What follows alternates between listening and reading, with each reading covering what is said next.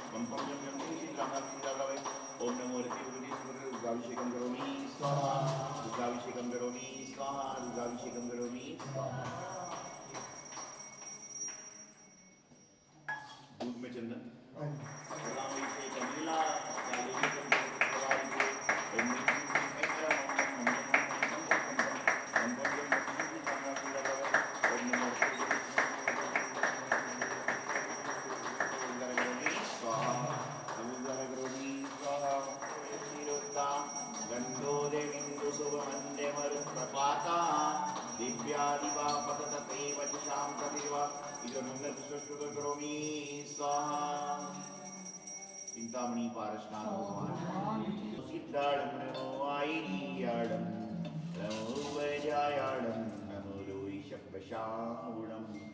ओम नमो अरहते भगवते श्रीमते प्रचुराधिनाथाय शांतिकराय सर्वपापनाशाय सर्वशत्रुपद्र विनाशाय सर्वक्षामडामण विनाशाय ओम राम। सर्व उपद्रवनाश सर्व संकट सर्व आनंद पुष्पा सर्व शांतिर्भवतु तुष्टिर्भवतु पुष्टिर्भवतु मुझट। ओम ह्रीं चिंतामणि पार्थाय नमः। ओम ह्रीं चिंतामणि पार्थाय नमः। ओम ह्रीं चिंतामणि पार्थाय नमः। ओम ह्रीं चिंतामणि पार्थाय नमः। ओम ह्रीं चिंतामणि पार्थाय नमः।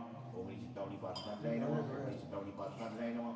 देह प्रभावलय संगमलोक्तरिक्तम् धारं कृतस्य विगन्धे गुणानुमीयं वन्दे रतां सुरविशंसिपनोपयुक्तम्। ओम ह्रीं श्रीं क्लीं ऐं अरं वं वं मं मं हं हं सं सं तं तं पं पं जं जं शीं शीं रां रां ह्रीं ह्रीं रवरवै। ओम नमो हरते भगवते श्रीमते घृताभिषेकं करोमि स्वाहा। घृताभिषेकं करोमि स्वाहा। ओम नमो हरते भगवते श्रीमते दुग्धाभिषेकं करोमि स्वाहा। दुग्धाभिषेकं करोमि स्वाहा। दुग्धाभिषेकं करोमि स्वाहा। सर्वामिनो सर्वोज्ज्वलोज्ज्वलामि उर्लामभिषेकमेना काले कुंकुमरसोत्कणवारि पूरे। ओम ह्रीं श्रीं क्लीं ऐं अरं वं वं मं मं हं हं सं सं तं तं पं पं जं जं छीं छीं द्रां द्रां ह्रीं ह्रीं ज्ञानपूर्णऋषियारिका श्राविकाणां घातिकर्म विनाशनाय अवयस्माकं मृत्युं अतिकामं रतिकामं वलिकामं क्रोधम अग्निम सर्वशत्रुभयं सर्वविषरिगम शरिविघ्नम सर्वभयम। महानुभाव,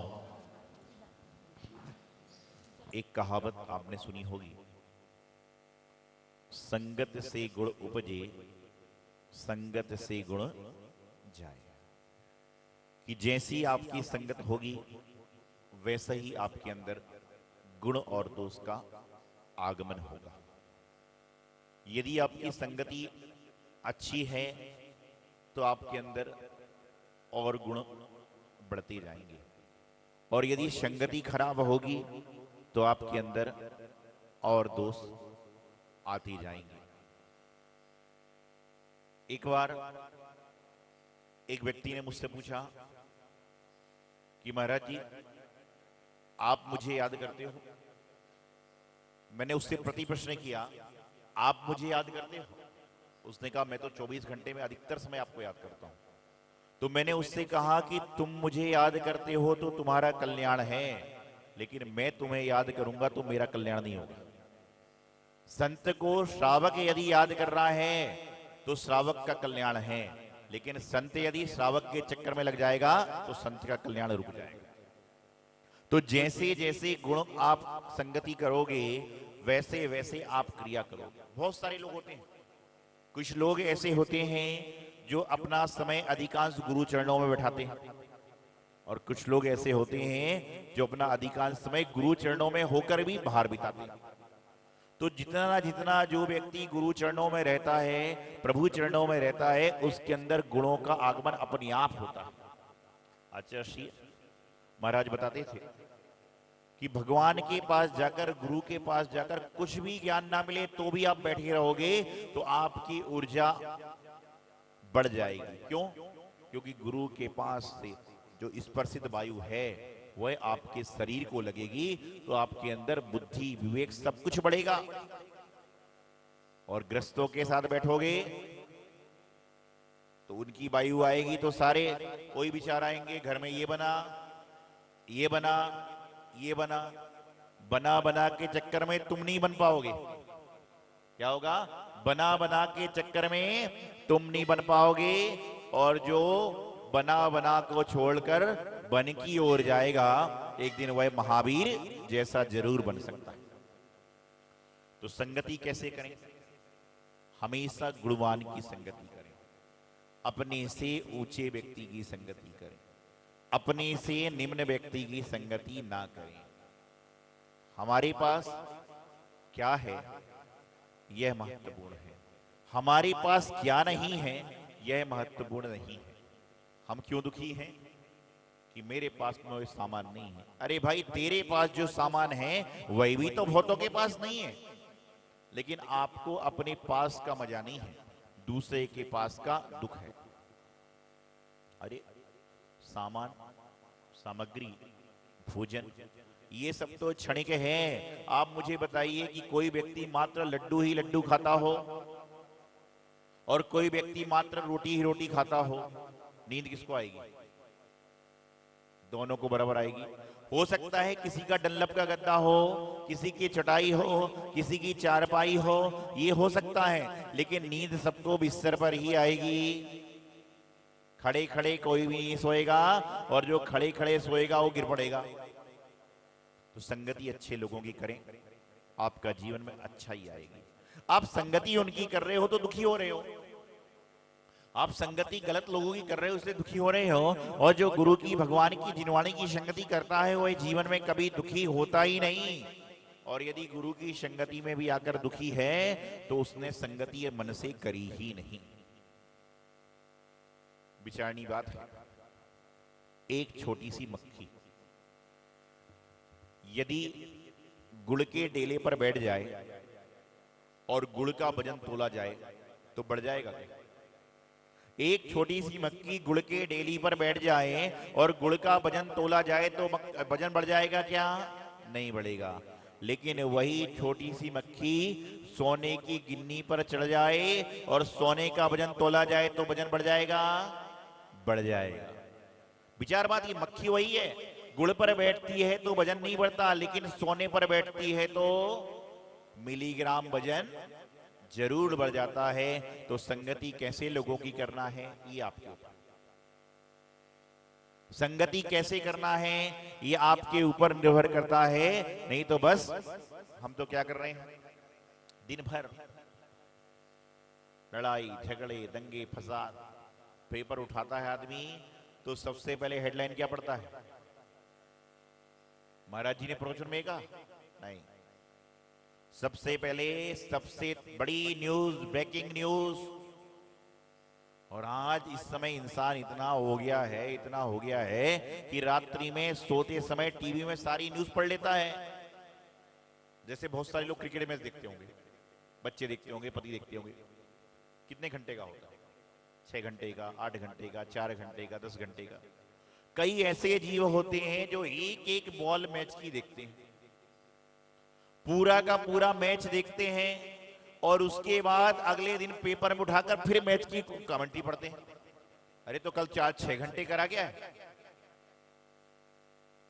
आपने पेपर उठा के देखा होगा, हर प्रकार का पेपर में कॉलम है, लेकिन धर्म का भी कॉलम उसमें होता है। कितना बड़ा होता है? छोटा सा। क्योंकि कहते हैं कि जिस व्यक्ति ने पूरे पेपर में इतना सा भी धर्म का कॉलम पढ़ लिया तो उसके जीवन का कल्याण हो गया। जैसे जब बीमारी पेट में हो, चाहे हाथ में हो, चाहे सिर में हो, चाहे पैर में हो, चाहे कमर में हो, गोली कितनी बड़ी खाता है इंसान? छोटी सी। अरे बीमारी तो पैर कितना बड़ा है, दांत कितने बड़े हैं, मुंह कितना बड़ा है। बीमारी कितनी भी बड़ी हो, पूरे शरीर में क्यों ना हो, लेकिन छोटी सी गोली मुंह से खाई जाती है तो बीमारी गायब हो जाती है। उसी प्रकार से दिन भर क्या खटकर्म कर रहे हो ये महत्वपूर्ण नहीं है, लेकिन खटकर्म में धर्म कर्म कितना छोटा सा कर रहे हो यह महत्वपूर्ण। और जो व्यक्ति दिन भर में गोली जितना धर्म भी कर लेता है तो समझ के चलना जिस प्रकार छोटी सी गोली खाने से बीमारी समाप्त हो जाती है, उसी प्रकार धर्म रूपी गोली खाने से आपके जीवन का कल्याण निश्चित रूप से हो जाए। लेकिन आज वर्तमान की जो परिस्थिति है वह मिलावट की चल रही है। जिस तरह से आप लोग बाजार में जाते हो, दूध लेने जाते हो, तो दूध भी कई तरह का बिक रहा है आजकल। कहते हैं 50 रुपए किलो वाला जिसमें पानी मिला है, और 60 रुपए किलो वाला, मुझे रेट पता नहीं है, ये तो मैं सुनता हूं लोगों से, क्या ऐसा बोलते ना कि पूरा पेवर लेना है तो कीमत ज्यादा है, और उसके बाद आदमी क्या बोलता है पता आपको? सस्ता वाला दो। मतलब तुम जान जान के मिलावट का काम कर रहे हो, और ये तुम्हारे मिलावट की आदत पड़ चुकी है। जैसे क्या होता है, किसी गृहिणी ने घर में चाय का प्याला रखा, तपैया रखा 6 लोगों की चाय बनाने के लिए, डोर पे घंटी बजी, देखा 3 मेहमान आ गए, उनको भी चाय पिलाना है तो क्या करेंगे? अभी तो आप बताओगे क्या करेंगे? सारे क्या करेंगे? वह जो क्या करेंगे कि थोड़ा सा बोलिए ना, थोड़ा सा पानी डाल देंगे, और यदि कोई अच्छा समझदार होगा वो बोलेगा कि हम लोग 3 लोग चाय नहीं पियेंगे, उनको पिला देंगे। तो मैं आपसे कहना चाह रहा हूं कि दिन भर आपकी मिलावट की आदत कैसी पड़ चुकी है। जैसे कि आप छोटी बात समझिए, आप यहां मंदिर में बैठे भगवान जी के प्रवचन पूजन करके प्रवचन सुन रहे हो, और आपके घर से किसी का फोन आ जाए और वह पूछे आप कहां पर हो, आपके हाथ में चिनवाणी है, और आप यदि उसको ये बोलते हो कि मंदिर में हूं, तो घर में विवाद।